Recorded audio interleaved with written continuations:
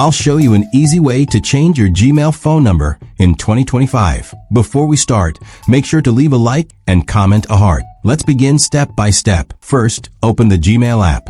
After Gmail opens, go to your profile in the top right corner.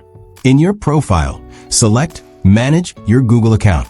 Inside Manage Your Google Account, go to the Personal Info option. In Personal Info, scroll down and select the phone number option. Don't skip the video yet. The work isn't done. Press the already verified phone number.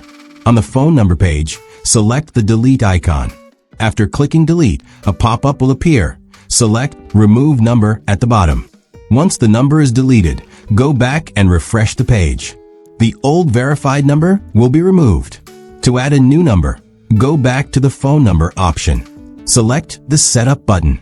On this page, choose Use Another Number. After selecting, click Next at the bottom. Here, Gmail will ask you to add a new number. Enter it quickly.